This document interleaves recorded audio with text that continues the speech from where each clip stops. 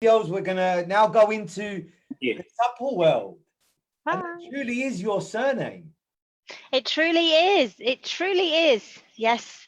My granddad would be very proud. He had 2 grandsons and a whole pile of granddaughters. I remember him once saying that, that was the end of the Supple name, but no, we've carried on.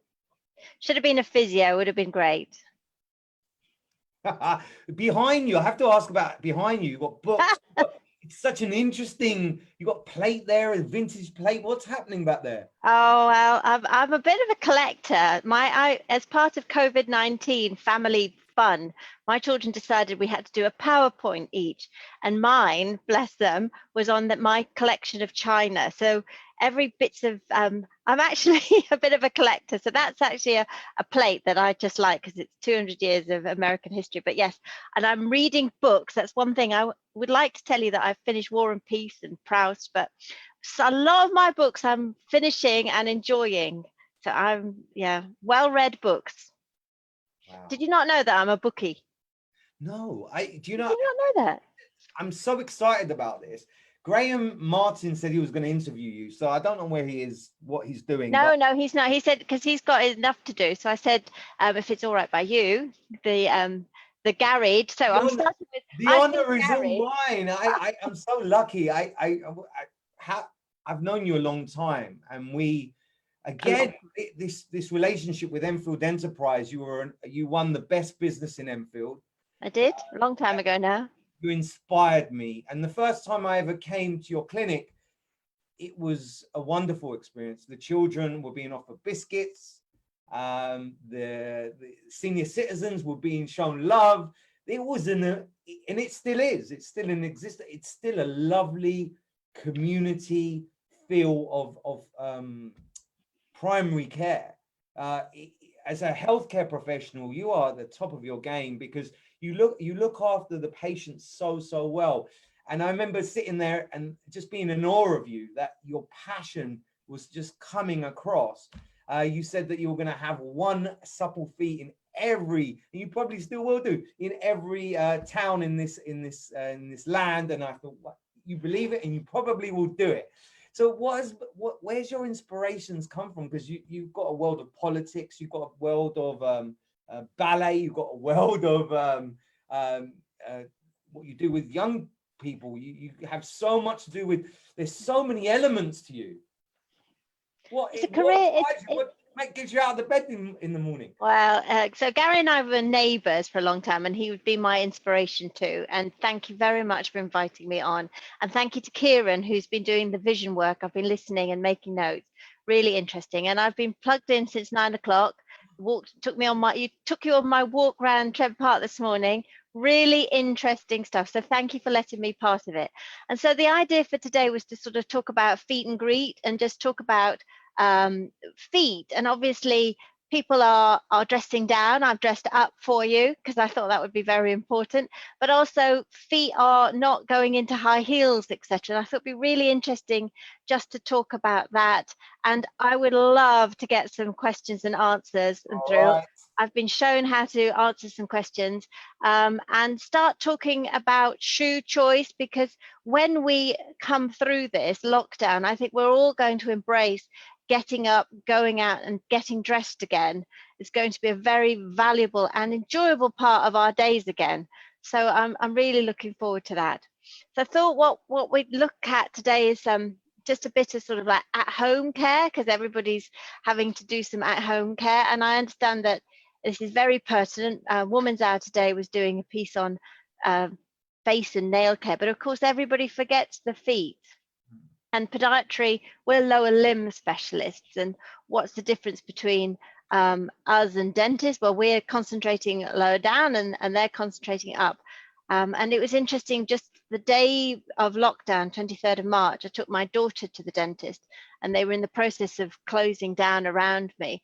And it just makes me realize that all these clinics are really struggling to work out how, when we reopen, how we're going to look after that, keep that sense of a waiting room and children and older people, because obviously as the government decides and the medical science looks at this, how we're going to step back out into clinics and how we as clinicians and healthcare professionals are going to be looking at this. And from your own work as an optician, how is the optometrist going to be working?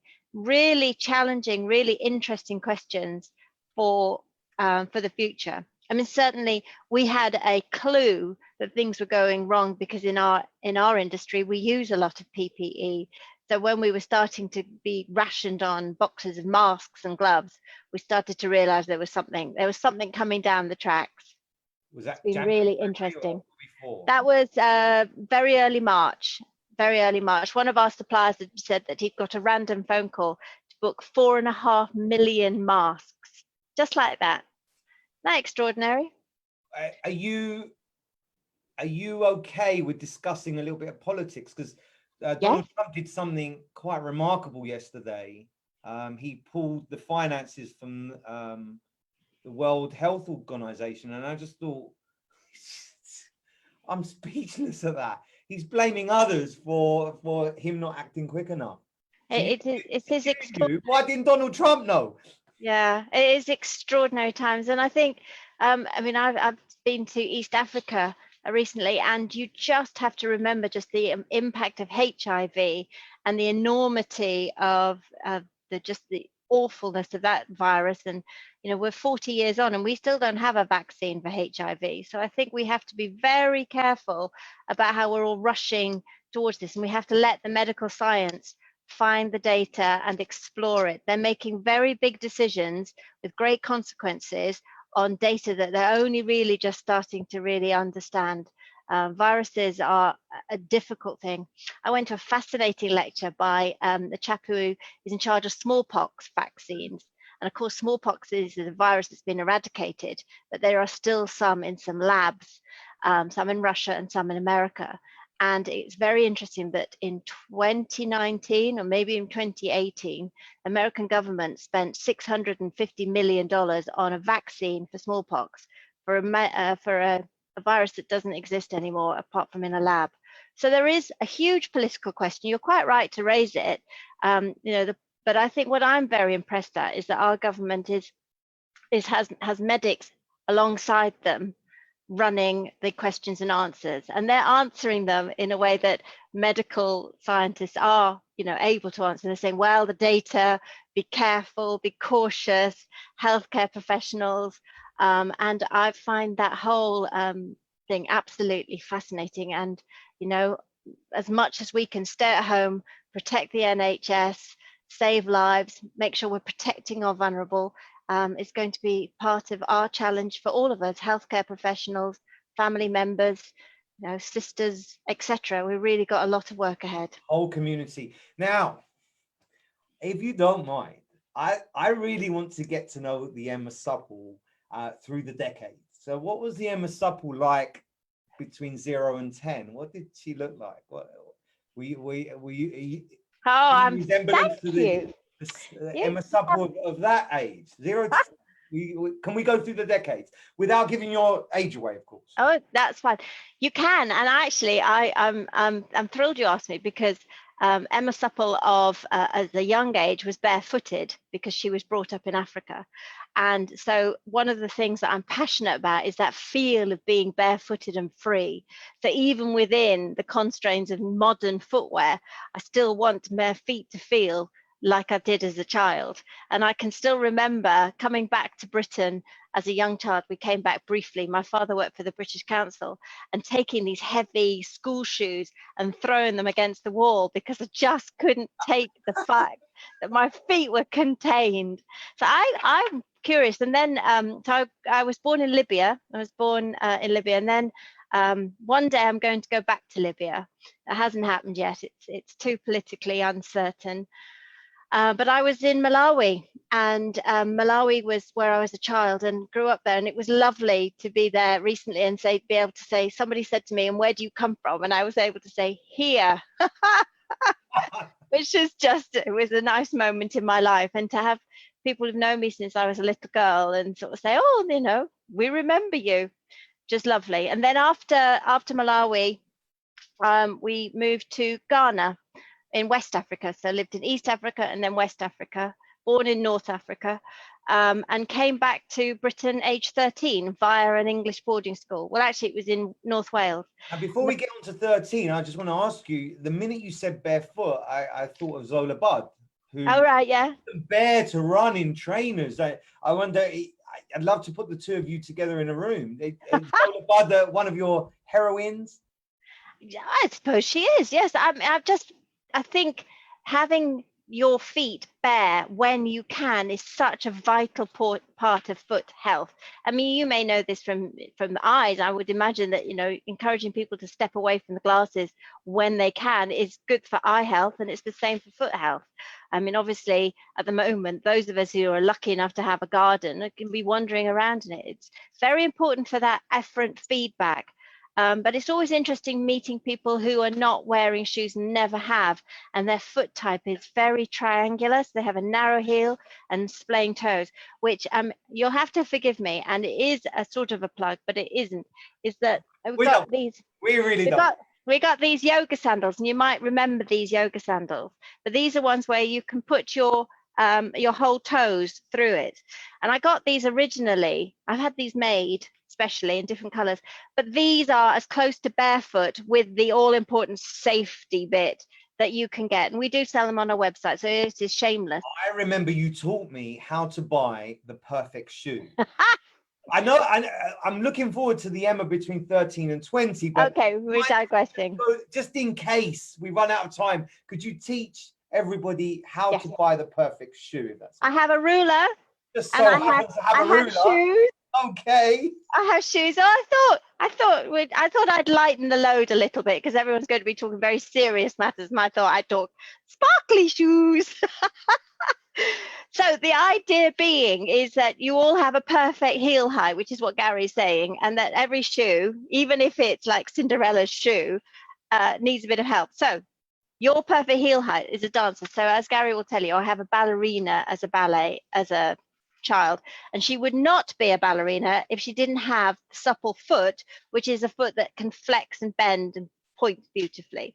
So if she had a hobbit-like foot, then obviously her dancing career would be over in the ballet world. So taking into account your natural family architecture, how much can you point your foot? And when you do that, you're going to draw an imaginary line from where your heel sits down to the ground. And that, ladies and gentlemen, is your perfect heel height. And my perfect heel height is high, it's about 3 inches. But I wanted to show you that there's different ways of having a perfect heel height. You see, so I put some effort into this, Gary. I've been digging out shoes. And so this is a dancer's shoe. And these are sort of the rules for buying a shoe. Sorry, gents, this is more ladies. But you want a shoe which holds the back of your heel, because this is where the big bones of your foot are, just here.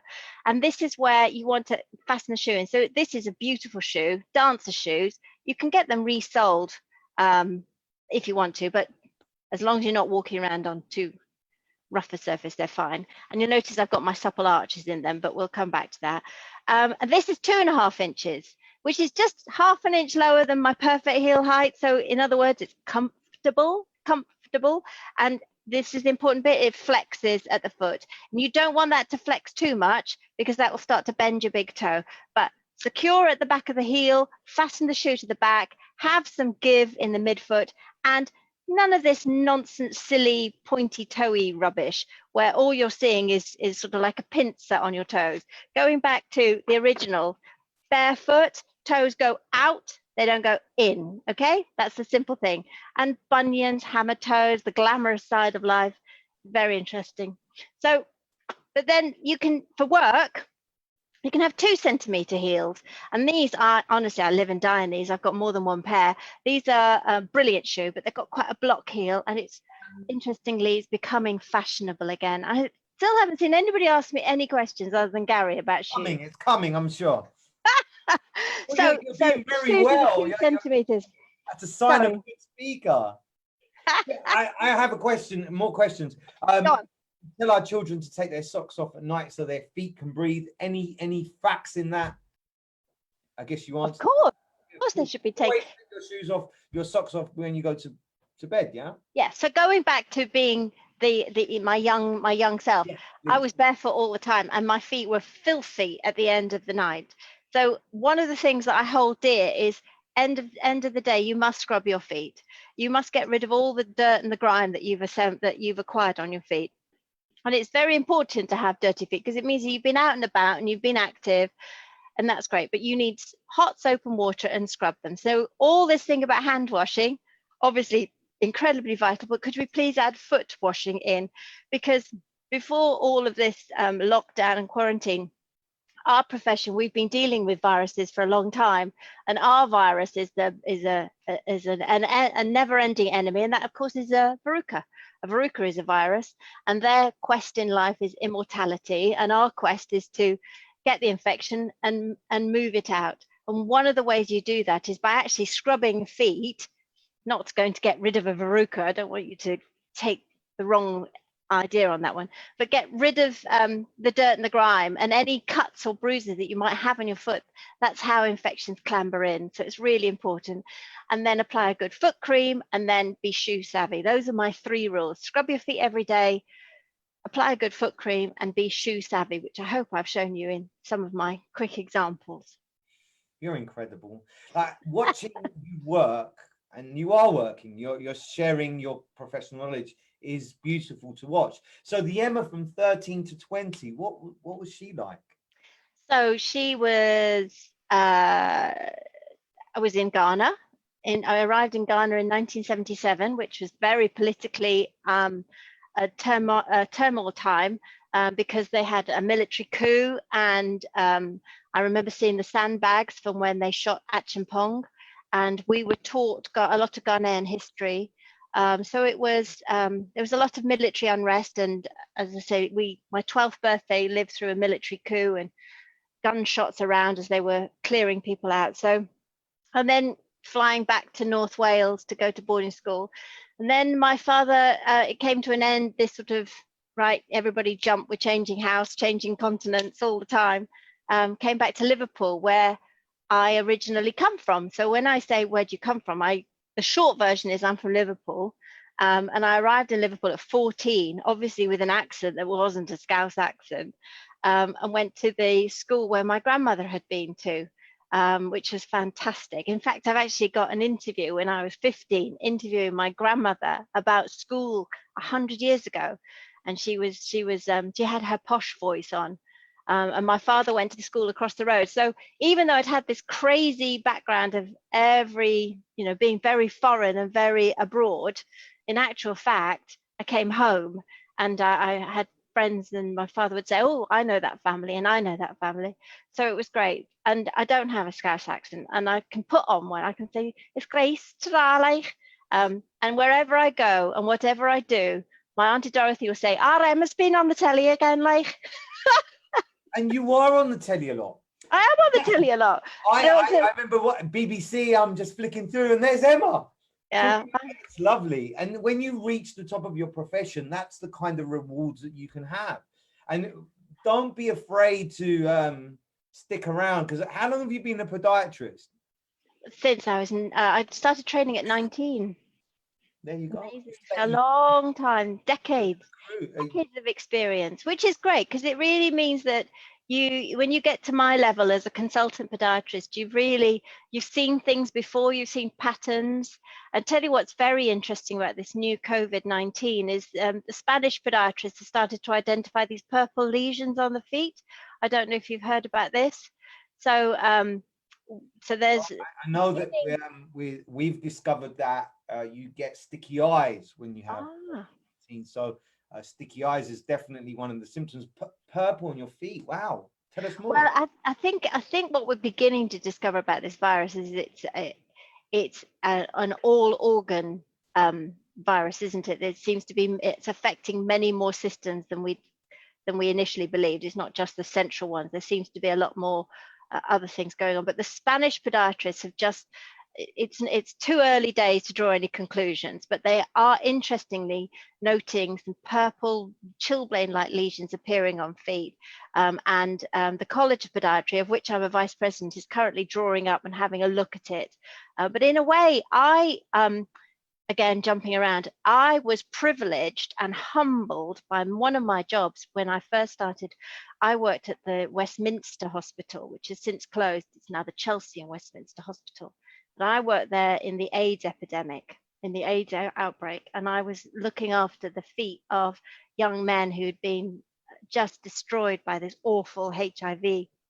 And the reason I'm saying that is that they had these lesions on their feet, these carpoxysarcoma. So I know that viruses can do very strange things, and that will be interesting to see. But from a profession's perspective, our podiatrists are moving into the science and technology side of the NHS.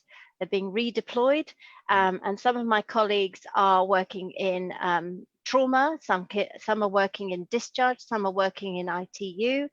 Podiatrists are being used in ways that we can never have even thought of before. They're working in morgues, they're doing all sorts of extraordinary tasks in the redeployment. And that's because we're actually surgical specialists, a lot of us. We have a lot of independent prescribers. We're obviously very well used to PPE. We know how to scrub up. We know how to do sterile field.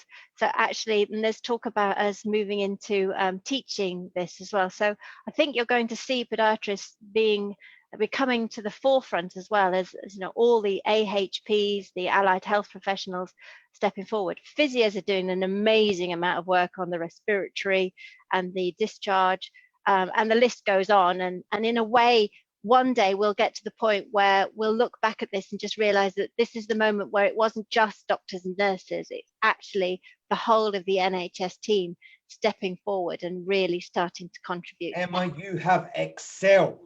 I didn't think we were going to go here, but we've actually excelled at so much knowledge.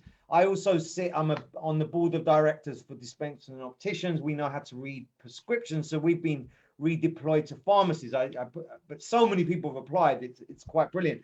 It's 2:29. So we still need to learn about the Emma in her 30s and 40s and. Oh, well, I had so 3 kids. We got questions coming in about heel pain. We got questions coming in about posture. And another time. But it's been such a pleasure. Please keep going, because the next interview is a lovely lady called Nevji. She wasn't comfortable to come on video. She wants a phone interview. Oh, so, okay. Please, can we get the Emma from 30 to now, because you have covered so much ground with what you've achieved. And sparkly shoes. And sparkly shoes. You're an amazing boss. You're a nurturer. You heal us all. Heal.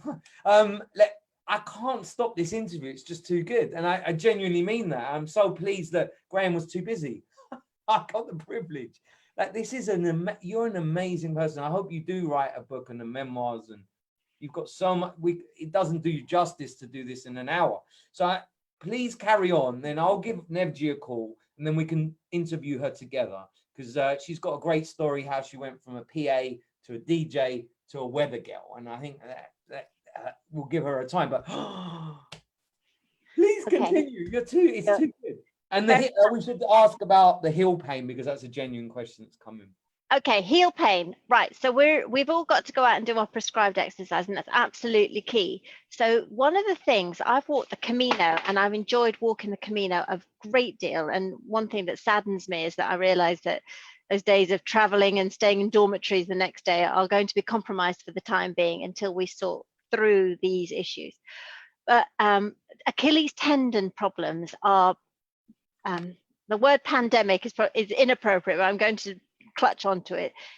Everyone's affected by tendon problems as we get older and walk on hard, flat surfaces so very much. Which just goes back to the barefoot thing, and it goes back to these yoga sandals I did, because at the end of the Achilles tendon is the plantar fascia tendon. And if you imagine human anatomy, whenever you look at it, is just wondrous. But if you imagine we are held up by 2 amazing handprints, and the heel of the plantar fascia inserts into the tips of our fingers, which is just brilliant. And that's what you need to stretch out. You need to stretch out that whole L that goes from the back of your knee down the Achilles and through to the tips of your toes. And you do that by, when you're walking up a hill, you want to extend your strength, your stride, so that you're stretching out that whole Achilles. And when you're coming down a hill, and this is really important, you don't want to come down stiff as if you're about to fall. You want to come down, and this is from my Camino days, with the supple sachet. You want to slightly bend your knees, and you want to take your hands, I'm going to do this in my hands, slightly transverse, and come down a bit lolloping. And what that does is it opens up your tendons and makes things a lot more supple. And then in that way, you're going to stop injuring that Achilles tendon, which then gives you this chronic heel pain. Because one thing we know about plantar fasciitis and heel pain is that it's really painful. It's chronic inflammation of the plantar fascia, and it hurts. And it hurts classically first thing in the morning. You warm up, you get going.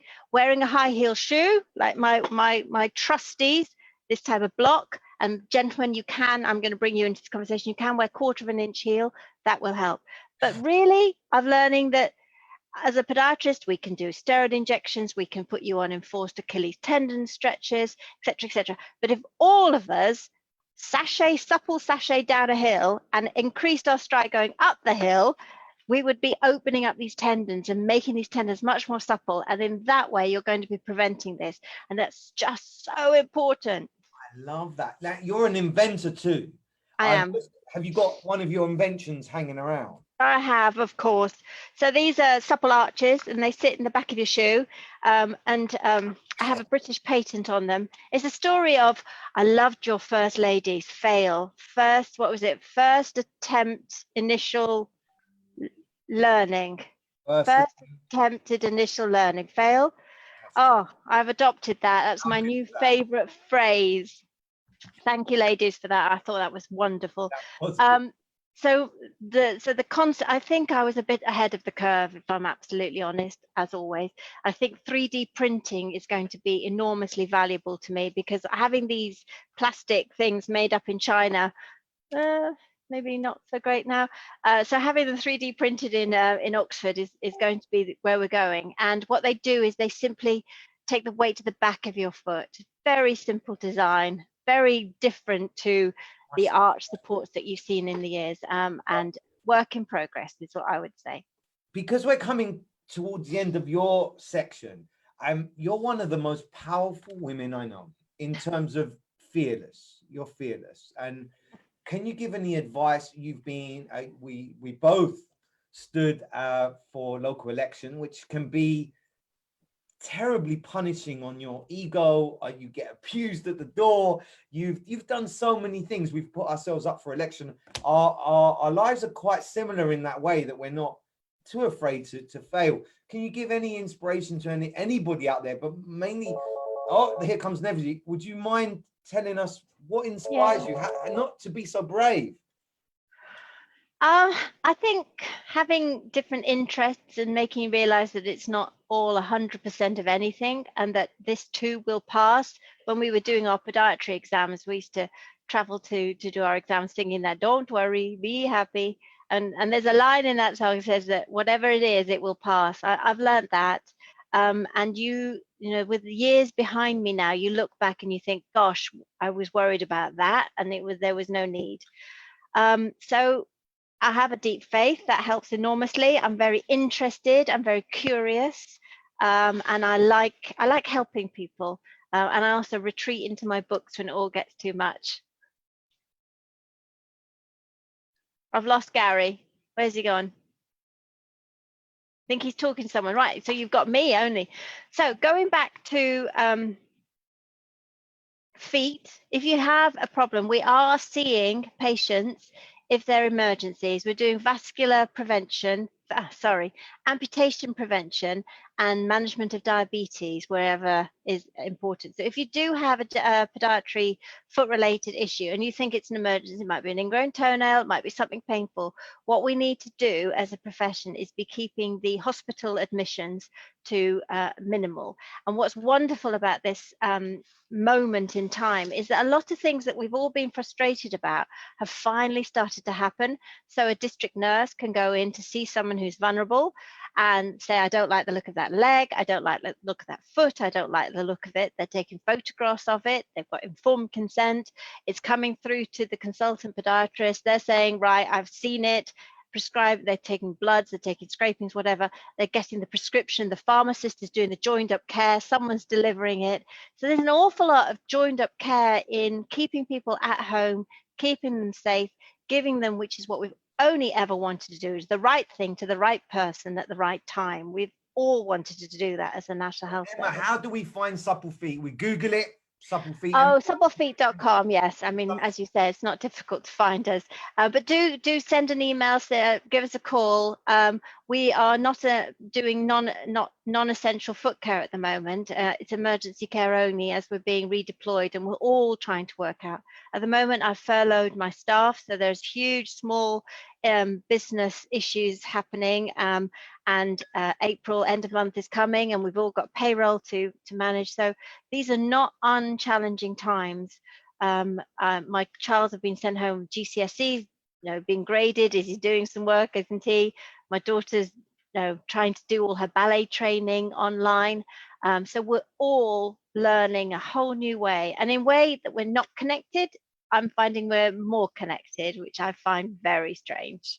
But thanks to Garry, we've got a whole day of content and finding out more people who we want to learn more about. You're offering to come on. Am I to your left or your right? You are to my left. So if I reach up to my right, I'll just connect with you just for a second, because you were amazing. Oh, you missed that. I don't know my left from my right. Try that one. Okay, all up. I miss you, Emma. What's the first thing you're going to do when lockdown has been lowered? I would like to run a non-essential foot care clinic again. I'd love to go and see my mum and dad, but my mum and dad are vulnerable, so I think we need to protect them for longer yet. But just having a waiting room and opening clinics and saying hello, Mrs. Smith, how are you, and Miss Smith and Mr. Smith and all the little Smiths. That would be great.